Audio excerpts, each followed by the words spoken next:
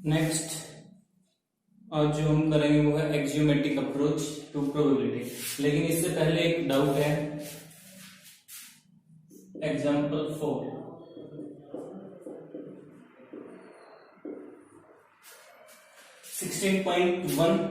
उसका fourth example है। नई बुक हो तो देख लेना, अलग है। पहले ये कर लेते हैं, उसके बाद स्टार्ट करते हैं एक्सियोमेट्रिक अप्रोच क्या है। तो ये एग्जाम्पल 4 है हमारे पास। An experiment consist of recording boy girl composition of families with 2 children. तो इसमें 2 पार्ट है। फर्स्ट पार्ट है कि what is the sample space if we are interested in knowing whether it is a boy और girl in order of their births. और second है what is the sample space if we are interested in number of girls in a family. तो देखना क्या है, एक experiment है जिसमें क्या है, recording boy girl composition of a family with 2 children. एक फैमिली है, उसके अंदर 2 चिल्ड्रन है। समझना पहले, फैमिली के अंदर 2 चिल्ड्रन है। अब फर्स्ट जो सैंपल स्पेस फाइंड आउट करना है वो क्या है, फर्स्ट पार्ट में फाइंड आउट करना है sample space according to their order of birth. किसके अकॉर्डिंग? बर्थ के अकॉर्डिंग, यानी पहले किसका जन्म हुआ है, पहले कौन हुआ है, उसके अकॉर्डिंग हमें सैंपल स्पेस फाइंड आउट करना है। तो एक फैमिली के अंदर 2 चिल्ड्रन है, तो हो सकता है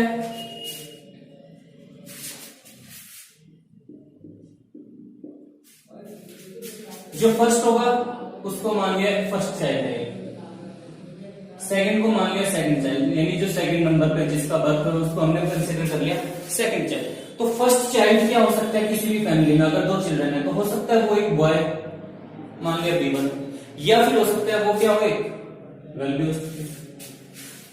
किसी भी फैमिली में 2 चिल्ड्रन है तो पहला जो बच्चा है वो हो सकता है या तो बॉय हो या फिर हो सकता है पहला बच्चा गर्ल भी हो। तो बॉय को हमने B1 मान लिया, और जो अगर गर्ल अगर पहली है तो इसको मान लिया G1। ठीक है, सेकंड चाइल्ड को, इसमें भी क्या वही केस हो सकते हैं, दूसरा जो चाइल्ड है वो भी क्या हो सकता है, बॉय, या फिर हो सकता है दूसरा क्या हो, गर्ल हो। तो फाइंड आउट क्या करना है, हमें फाइंड आउट करना है सैंपल स्पेस किसके according, according to their order of birth, यानी पहले किसका जन्म हुआ है उसके अकॉर्डिंग। तो हो सकता है हमारे पास जो पहला चिल्ड्रन है वो बॉय B1, या फिर और साथ ही साथ जो दूसरा चिल्ड्रन है वो भी क्या है, बॉय। तो एक तो हमारे पास आउटकम या सैंपल पॉइंट आ जाएगा B1 B2, या फिर हो सकता है पहला जो चाइल्ड है वो हो G1 और दूसरा जो चाइल्ड है वो हो सकता है क्या हो, बॉय हो B2। पहला चाइल्ड हो सकता है G1 ही हो, दूसरा क्या हो सकता है गर्ल हो। पहला B1 हो, दूसरा G2। लिख लेना अरेंज करके सीधे तरीके से कैसे भी। तो ये सैंपल स्पेस होगा इस केस में। एक बार फिर से बता रहा हूं, एक फैमिली है उसके अंदर 2 चिल्ड्रन है, ठीक है। तो 2 चिल्ड्रन है, हमें जो सैंपल स्पेस निकालना है वो फाइंड आउट करना है उनके ऑर्डर ऑफ बर्थ, यानी कौन सा चिल्ड्रन पहले जन्म हुआ है उसके अकॉर्डिंग। तो चिल्ड्रन 2 है, तो हो सकता है क्या है, एक को हमने फर्स्ट चाइल्ड, दूसरा हो गया सेकंड चाइल्ड। तो फर्स्ट चाइल्ड क्या हो सकता है, या तो बॉय हो सकता है या गर्ल हो सकता है। तो बॉय को हमने फर्स्ट को नाम दे दिया B1, जो गर्ल अगर फर्स्ट है तो G1 नाम दे दिया। सेकंड चाइल्ड भी क्या हो सकता है, या तो बॉय या गर्ल, तो उसको नाम दे दिया सेकंड बॉय को B2, सेकंड गर्ल को G2। तो सैंपल स्पेस क्या हो सकता है, सैंपल स्पेस हमारा ये हो सकता है पहला बॉय हो दूसरा भी बॉय हो B1 B2, पहला बॉय हो दूसरी गर्ल हो B1 G2, पहली गर्ल हो दूसरा बॉय हो G1 B2, या हो सकता है पहली भी जो चाइल्ड है वो भी गर्ल है, दूसरा चाइल्ड है वो भी क्या है, गर्ल है, यानी G1। ये हमारे पास 4 आउटकम्स आएंगे, ये हमारा सैंपल। तो फर्स्ट पार्ट तो ये। सेकंड में हमें बताना है according to number of girls in a family, इसके अकॉर्डिंग सैंपल स्पेस क्या होगा, according to number of girls. What is the sample space if we are interested in the number of girls in a family, यानी किसी family के अंदर कितनी number of girls है। तो हो सकता है 2 चिल्ड्रन है, एक भी गर्ल ना हो सकता है दोनों बॉय, तो नंबर ऑफ गर्ल्स कितनी होगी, या तो एक भी ना हो, या फिर हो सकता है गर्ल कितनी हो सकता है एक हो, या फिर हो सकता है दोनों की दोनों गर्ल। तो according to number of girls, तो अब बेस अलग हो गया, सैंपल स्पेस जो यहाँ पर पूछ रहे वो नंबर ऑफ गर्ल्स के अकॉर्डिंग है, यहाँ पर बर्थ के अकॉर्डिंग था। तो नंबर ऑफ गर्ल्स कितनी हो सकती है किसी भी फैमिली के अंदर जिसमें 2 चिल्ड्रन है, हो सकता है एक भी गर्ल ना हो फैमिली के अंदर, दोनों बॉयज हो, या फिर हो सकता है एक ही गर्ल हो, या फिर हो सकता है दोनों की दोनों, जो दोनों चिल्ड्रन है वो गर्ल्स ही। तो ये इसके अकॉर्डिंग सैंपल स्पेस होता है। तो ये क्वेश्चन था, एक बार देख लेना, फिर ना आए एक बार फिर से बताऊंगा और दूसरे तरीके से।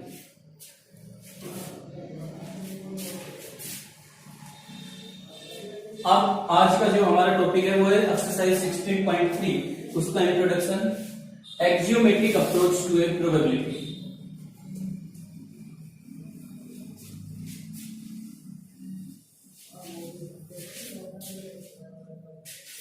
ध्यान से समझना इसको क्या है।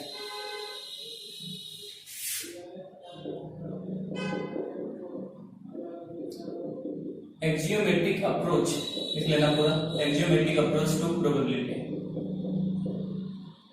या फिर एक्जियोमेट्रिक प्रोबेबिलिटी।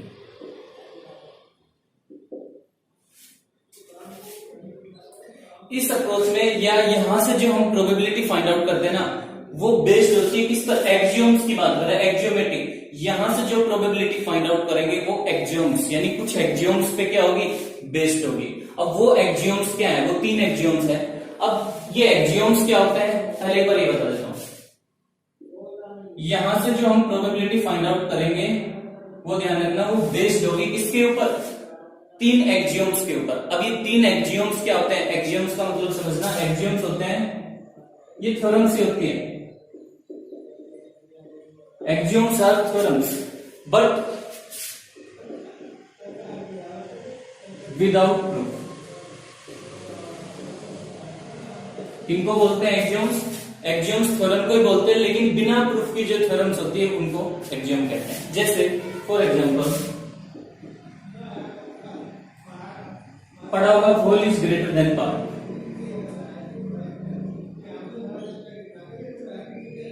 जो होल होता है वो क्या होता है, पार्ट से बड़ा होता है। पढ़ा है एंगल्स के केस में, जैसे ये कोई एंगल है, एक ये एंगल है, ये कंप्लीट एंगल ए हो गया, ये तो कंप्लीट होल हो गया, और ये क्या है, सिर्फ एंगल ए का कोई पार्ट है। जो एंगल होल होगा वो जो कंप्लीट एंगल है वो क्या है, इस पार्ट से तो बड़ा है। तो ये क्या है, whole is greater than part. हालांकि इसका कोई प्रूफ नहीं है, प्रूफ नहीं है तो इसलिए इनको क्या बोलते हैं, एक्जियोम्स बोलते हैं। ये समझ में आए तो एक दो एग्जांपल्स और है, जैसे 2 नंबर हमारे पास इक्वल है, a equal to b, 2 number equal है। अगर हम दोनों साइड सेम नंबर ऐड करते हैं, जैसे हमने 2 ऐड कर दिया बोथ साइड, तो अब भी ये 2 नंबर्स क्या रहेंगे, इक्वल ही रहेंगे। अगर a और b 2 नंबर इक्वल है, सेम नंबर ऐड करते हैं दोनों साइड, तो अब भी ये दोनों नंबर्स क्या हैं, इक्वल ही है। तो ये भी क्या है, एक्जियोम। या इसका कोई प्रूफ थोड़ी होता है, तो इनको भी एक्जियोम्स ही बोलते हैं। और भी एग्जांपल्स है, देख लेना। तो एक्जियोम्स का मतलब सिंपल इतना समझना, थ्योरम्स जिनका कोई प्रूफ नहीं होता।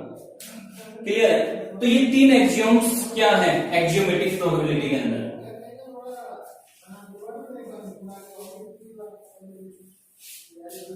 तो जो हम यहां से प्रोबेबिलिटी पढ़ने वाले हैं वो 3 एक्जियोम्स पर बेस्ड है। वो 3 एक्जियोम्स है। सबसे पहला एक्जियोम है, सबसे पहले तो एक चीज, कोई सैंपल स्पेस है। अब कोई एक्सपेरिमेंट हम लेके चलेंगे, रैंडम एक्सपेरिमेंट, तो उसमें क्लियर है सैंपल स्पेस आएगा। अब सैंपल स्पेस आएगा तो उसके अंदर कुछ क्या आएंगे, सैंपल पॉइंट्स आएंगे। उन सैंपल पॉइंट्स को हमने नाम दे दिया ओमेगा 1, ओमेगा बोल देते हैं, omega 2, omega 3 dash dash omega n। ये किसी सैंपल स्पेस के अंदर सैंपल पॉइंट्स हैं। तो फर्स्ट जो एक्जियोम है वो है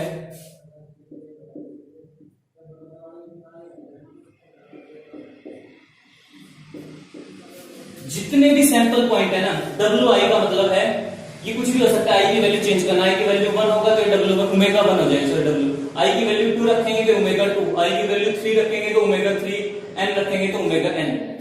यानी सभी सैंपल पॉइंट्स को डिफाइन कर रहा है। तो यानी जितने भी सैंपल पॉइंट है, कोई भी सैंपल पॉइंट, उसकी प्रोबेबिलिटी 0 से हमेशा बड़ी होगी और 1 से हमेशा लेस होगी और उनके इक्वल भी हो सकती है।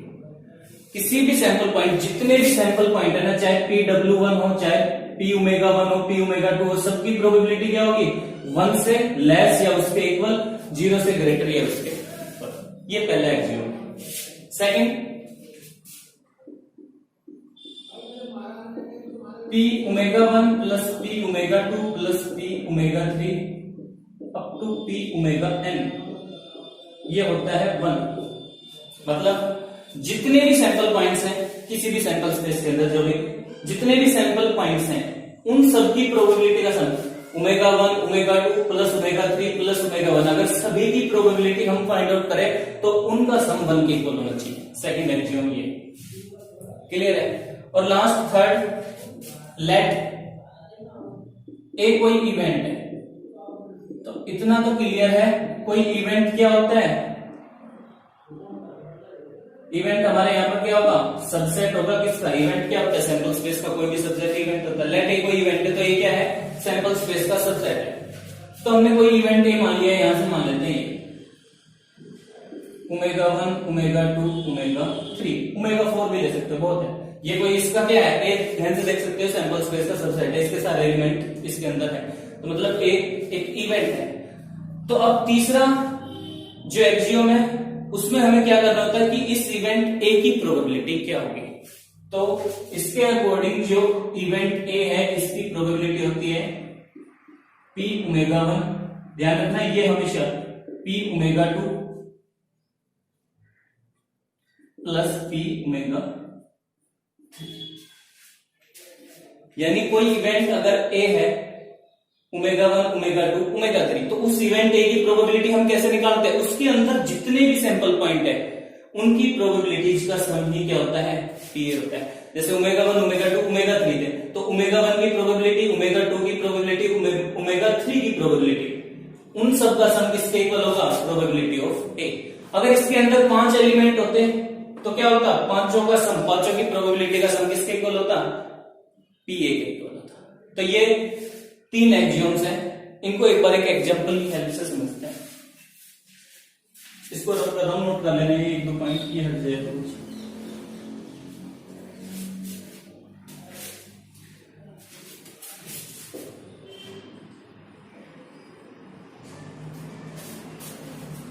देखना एक बार फिर से रिवाइज करा दूंगा क्या है, एक बार इनको नोट कर लेना। अब एक एग्जांपल की हेल्प से थोड़ा और क्लियर हो जाएगा कि क्या कह रहा है, क्या है ये एक्सियोम्स, कैसे इनको हम समझे। एक एग्जांपल लिया हमने, टॉसिंग ए कॉइन 3 टाइम्स,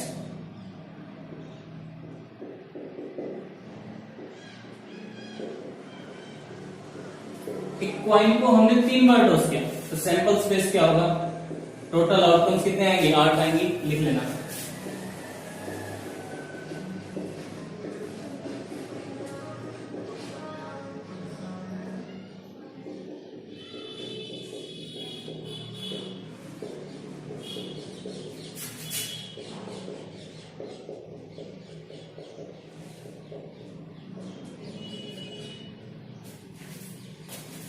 एक कॉइन को जब 3 बार टॉस करते हैं तो 8 आउटकम्स आते हैं, यानी 8 सैंपल पॉइंट्स आते हैं, या इनको सिंपल क्या बोल देते हैं, सिंपल इवेंट भी बोल देते हैं सबको। देखो ये जो सैंपल स्पेस के अंदर होते हैं इनको सैंपल पॉइंट भी कह देते हैं, इन सभी को क्या बोलते हैं, आउटकम्स भी बोल देते हैं, या इनको सिंपल इवेंट भी बोल देते हैं। सिंपल इवेंट भी क्या होता है, जिनमें एक ही सैंपल पॉइंट है, इनको सिंपल इवेंट्स भी बोल देते हैं, एलिमेंट्री इवेंट्स भी बोल देते हैं। नोट कर लेना, आगे कंफ्यूजन ना हो।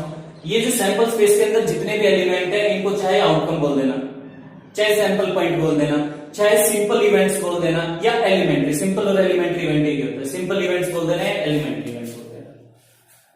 तो यहां से एग्जांपल लिया, टॉसिंग ए कॉइन थ्राइस, तो सैंपल स्पेस आ गया हमारे पास की, ठीक है। तो सबसे पहले बात करेंगे कि ये जो एच एच एच है इसकी प्रोबेबिलिटी क्या होगी, सिर्फ इसकी प्रोबेबिलिटी की बात कर रहा हूं, ध्यान देना, ये काम की चीज है, आगे यूज होगी, आप नहीं तो 12th क्लास में बहुत काम आएंगे। एच एच और एच, ये जो सैंपल पॉइंट एक आउटकम लिया हमने एच एच और एच, इसकी प्रोबेबिलिटी क्या होगी, इसकी प्रोबेबिलिटी ध्यान देना। अब एक कॉइन को हमने 3 बार टॉस किया है, तो पहला केस ले रहे, एक कॉइन को जब एक बार टॉस करते हैं तो या तो हेड आता है या टेल आता है। हेड आने की प्रोबेबिलिटी कितनी होती है, 1/2। टेल, एक कॉइन को जब हमने एक बार टॉस किया या तो हेड आएगा या टेल आएगा। हेड आने की प्रोबेबिलिटी भी कितनी है, 1/2, स्टार्टिंग में बताया था। टेल आने की प्रोबेबिलिटी कितनी है, 1/2। तो पी एच और एच क्या होगा, अब पहले केस की बात करें, पहले ऑब्जर्वेशन की बात करें, जब हेड आया, एक कॉइन को टॉस किया तो पहला केस है हेड आया, तो हेड आने की प्रोबेबिलिटी क्या है, 1/2, मल्टीप्लाई करना। इस हेड आने की प्रोबेबिलिटी क्या है, 1/2, और इस हेड आने की प्रोबेबिलिटी भी क्या है, 1/2। यानी अगर हम पी एच और एच की बात करें तो ये क्या होगा, 1/8। यानी मतलब क्या है, 3 हेड है हमारे पास, यानी फर्स्ट ऑब्जर्वेशन पे भी हेड है एंड सेकंड पे भी हेड। एक पॉइंट को हमने 3 बार टॉस किया गया है। एच एच और एच का मतलब है फर्स्ट पे भी हेड एंड सेकंड पे भी हेड एंड थर्ड पे भी हेड। जहां पर एंड दिखे ना प्रोबेबिलिटी के अंदर, उसका मतलब मल्टीप्लाई करना है। क्या करना है? मल्टीप्लाई। और देखना जैसे अब इसकी बात करूं तो मैं पी एच एच और टी, तो इसमें क्या होगा? फर्स्ट सिर्फ हमें एक ही पॉइंट का देखना। अभी फर्स्ट ऑब्जर्वेशन में जब हमने एक पॉइंट को टॉस किया तो हेड आया, तो हेड आने की प्रोबेबिलिटी जब एक पॉइंट को टॉस करते हैं, तीनों में देखना एक पॉइंट को जब टॉस करते हैं तो हेड आने की प्रोबेबिलिटी क्या होती है? 1/2। फिर इसमें भी प्रोबेबिलिटी क्या होगी? 1/2। और टेल आने की भी प्रोबेबिलिटी क्या होगी? 1/2। ऐसे फाइंड आउट करते हैं 1/8।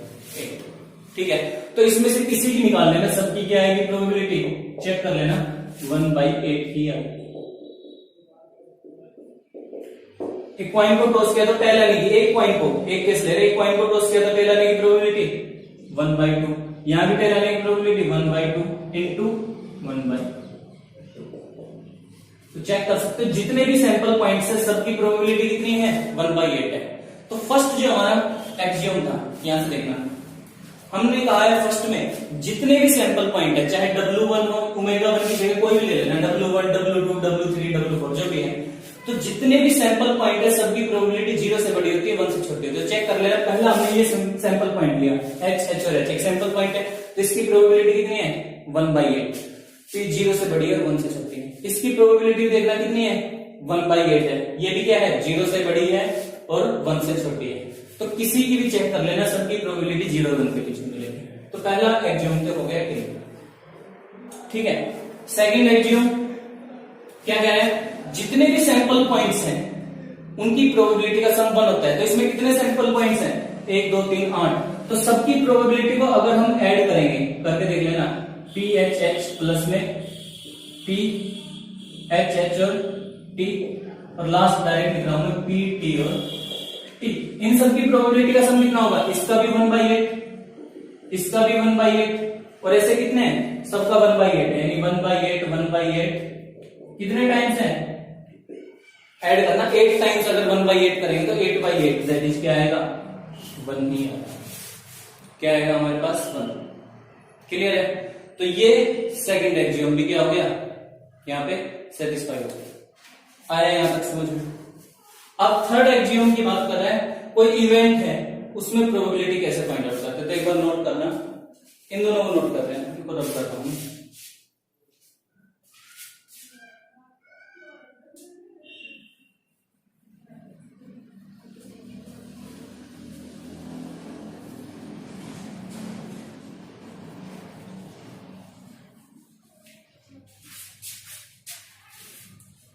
थर्ड की बात कर रहा हूं, थर्ड एक्सियम में लेट ए कोई इवेंट मान लिया, एटलीस्ट 2 टेल्स। ए कोई इवेंट है जिसमें कम से कम 2 टेल है, तो कम से कम 2 टेल तो होना चाहिए, कम से कम 2 होने चाहिए, ज्यादा से ज्यादा 3 भी हो सकते हैं। 2 टेल का केस क्या है? इसमें कम से कम 2 है, इसमें भी 2 टेल है, इसमें भी 2 टेल है। कम से कम 2 होने चाहिए, ज्यादा से ज्यादा हो सकते हैं 3, 2 से कम नहीं होने चाहिए। बस कम से कम 2 का मतलब 2 से कम नहीं, 2 से ज्यादा हो सकते हैं। तो ए के अंदर एटलीस्ट 2 टेल्स में यही आएंगे 4 सैंपल पॉइंट्स।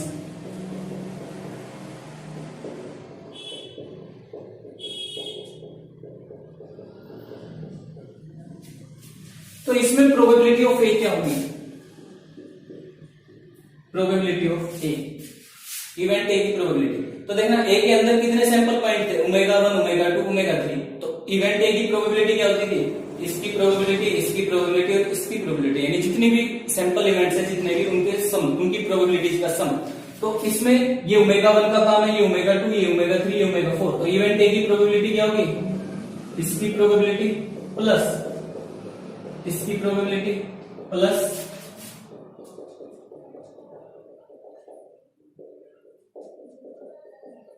इसकी प्रोबेबिलिटी। कितना आ जाएगा? इसकी प्रोबेबिलिटी क्या होती है? अब देखो HTT की प्रोबेबिलिटी क्या बताएगी? हेड आने की, जब एक पॉइंट को एक बार टॉस करते, 3 बार नहीं देखना, सिर्फ एक बार टॉस करते तो हेड आने की प्रोबेबिलिटी क्या है? 1/2। टेल आने की भी 1/2, टेल आने की भी 1/2। तो 1/2 इंटू 1/2 इंटू 1/2 1/8। इसकी भी क्या होगी? सेम 1/8। इसकी भी क्या होगी? 1/8। इसकी भी क्या होगी? 1/8। ऐड करना 4/8 दैट इज इक्वल टू 1/2। तो इवेंट ए की प्रोबेबिलिटी आ गई हमारे पास 1/2। क्लियर है? तो ये तीनों एक्सियम्स ऐसे हम इस एग्जांपल की हेल्प से समझ सकते हैं। अब एक चीज और नोट करना है यहां से। अब यहां से हमने इतना पढ़ा, क्या समझ में आया या ये क्यों हमें पढ़ना पड़ रहा है, इसका एक रीजन देखना क्यों, इसको नोट करना।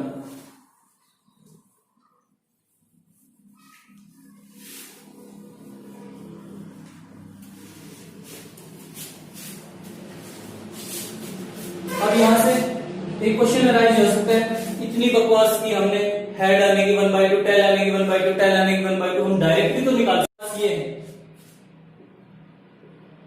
तो इवेंट ए की प्रोबेबिलिटी क्या होगी, यहां से देखना, इवेंट ए के अंदर कितने एलिमेंट है, 1 2 3 4, यानी फेवरेबल आउटकम्स कितनी हो गई, favourable outcomes to A upon में टोटल आउटकम्स। इवेंट ए के अंदर 4 एलिमेंट है तो फेवरेबल आउटकम तो 4 होगी, सैंपल स्पेस के अंदर 8 एलिमेंट है, टोटल नंबर ऑफ आउटकम 8 होगी। तो ये तो हम डायरेक्ट भी निकाल सकते थे 4/8 1/2। इतना करने की जरूरत क्या है, ये हमने क्यों पढ़ा, इसका रीजन ये है, ये फॉर्मूला और ये चीज तब तक सेम है, ये जो हमने प्रोसीजर से ये जो सोल्व किया है और ये जो फॉर्मूले से डायरेक्ट भी हमने निकाल दिया। ए में 4 एलिमेंट थे, 4 टोटल 8 थे, 4/8 1/2 तो अलग अलग निकालने की कोई जरूरत ही नहीं थी। ठीक है, ये जो चीज हम पढ़ रहे हैं, जो प्रोबेबिलिटी ऑफ ए है, ये तभी तक काम करेगी जब आउटकम्स कैसी है, ये फॉर्मूला नोट कर लेना। यहां से जो 1/2 हमने निकाला है, ये तभी काम करेगा जब आउटकम्स कैसी है, इक्वली लाइकली या इक्वली लाइकली आउटकम्स। एक ही बात है, आउटकम्स क्या है, इक्वली लाइकली।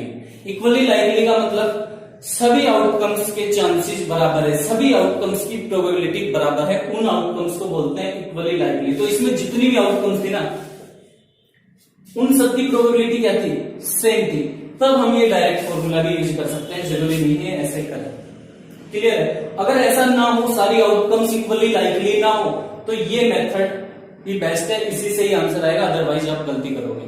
11th में तो ऐसा नहीं है, लेकिन 12th क्लास में जाओगे, स्टार्टिंग में फर्स्ट एक्सरसाइज में एक एग्जांपल भी मिलेगा, एक क्वेश्चन भी है, जिसमें हम जो हमारी आउटकम्स है वो इक्वली लाइकली नहीं है, जो इस मेथड से नहीं होगा, हमें इसी से ही समझना पड़ेगा। तो वो 12th में कोई नहीं बताएगा, इसीलिए 11th में बताना पड़ रहा है। एक बार अच्छे से पढ़ लेना। देखना वो एग्जांपल देता हूं मैं, क्या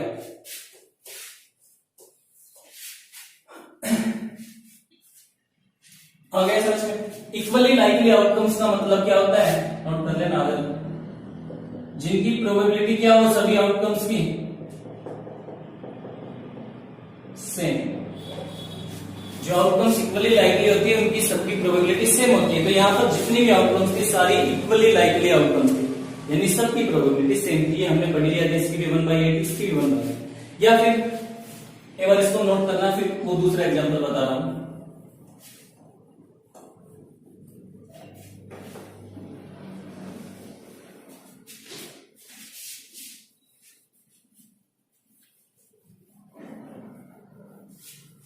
उस एग्जांपल से थोड़ा और क्लियर हो जाएगा कि इस मेथड की जरूरत क्या है, क्यों हम पढ़ रहे हैं। जैसे एक कॉइन इज टॉस्ड, सबसे पहले एक कॉइन को हमने टॉस किया, या तो हेड आएगा या टेल आएगा। ठीक है, फिर इस कॉइन को हमने, अगर हेड आया तो क्या कर देना, एक डाई थ्रो कर देना।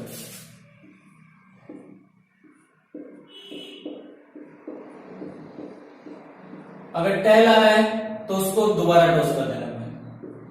तो सैंपल स्पेस क्या हो गया, सैंपल स्पेस हमारा हो गया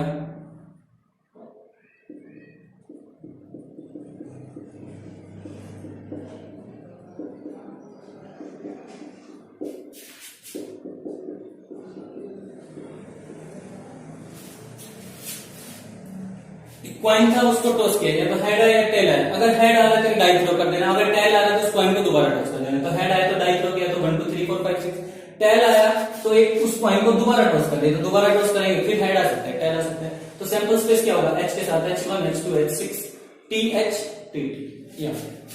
अब इस केस में इस सैंपल स्पेस में क्या सारी आउटकम्स इक्वल है?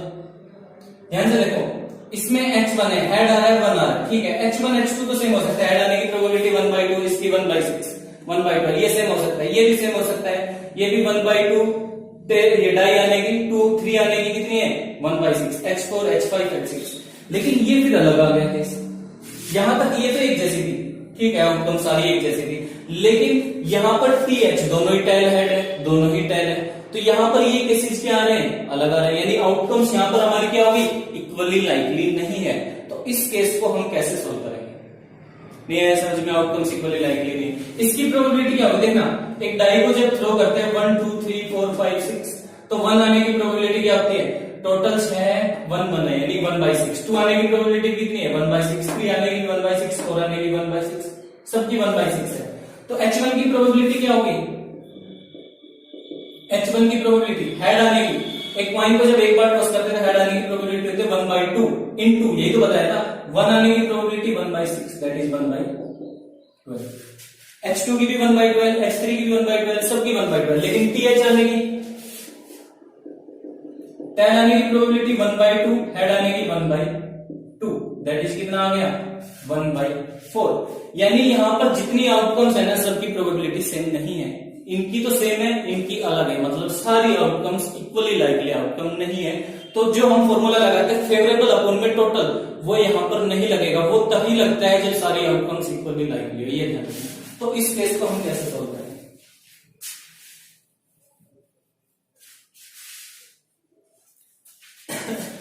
लेट एक कोई इवेंट मान लिया, ए नंबर ग्रेटर देन 4, ए नंबर ग्रेटर देन 4, तो नंबर ग्रेटर देन 4 यहां पर क्या है,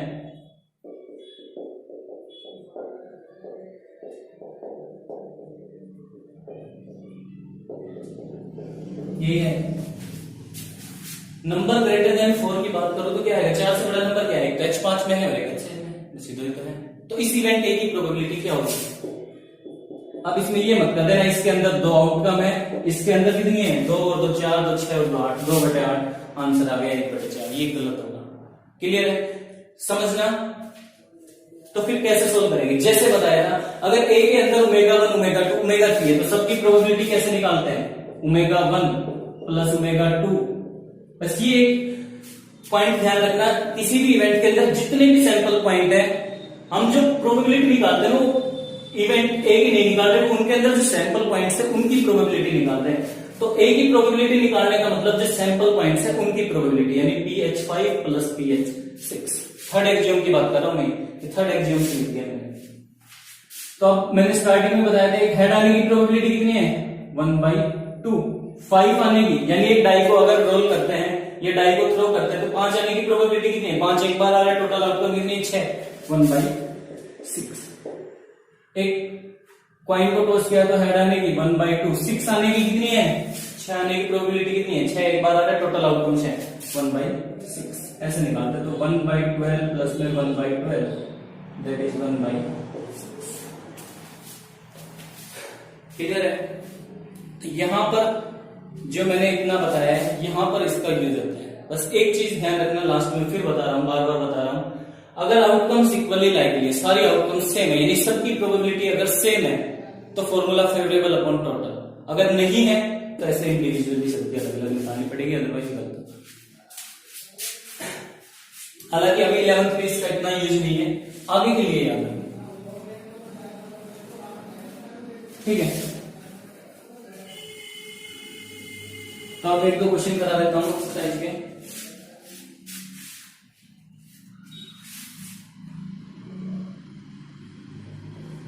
एक ही हो पाएगा तो चलो ये कर लेना।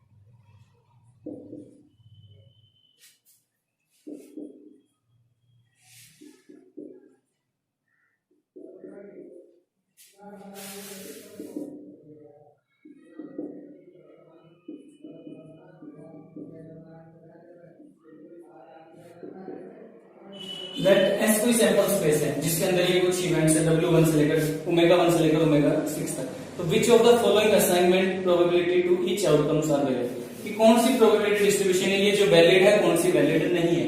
तो ये कुछ सैंपल स्पेस के अंदर 6 आउटकम है। तो सबसे पहले हमने पहला क्या पढ़ा था, फर्स्ट एक्सियोम, कि सभी जितने भी सैंपल पॉइंट्स है सबकी प्रोबेबिलिटी 0 से 1 के बीच में है। तो चेक कर दो सबकी, फर्स्ट केस में सबकी क्या है, सबकी प्रोबेबिलिटी 0 और 1 के बीच में। हाँ ठीक है। दूसरा क्या पढ़ा था, जितने सैंपल पॉइंट्स है सैंपल स्पेस के अंदर यहाँ पर कितने हैं सैंपल पॉइंट्स, ω1 ω2 ω3 ω4 ω5 और ω6, उन सभी प्रोबेबिलिटी का सम होगा 1, यानी ये सेकंड एक्सियोम है। तो सब क्या चेक करना, ऐड करना, 6/6 1 ही आएगा।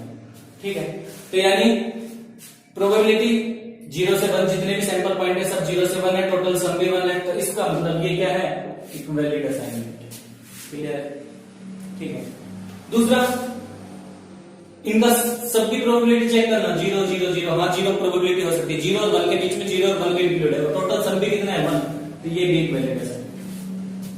ये अब इसमें ध्यान से इसका -1/4 हमने पढ़ा था, किसी भी सैंपल पॉइंट, कोई भी सैंपल पॉइंट हो उसकी प्रोबेबिलिटी हमेशा क्या होती है, कोई भी हो 0 से 1 के बीच में होती है, यानी कभी नेगेटिव होगी।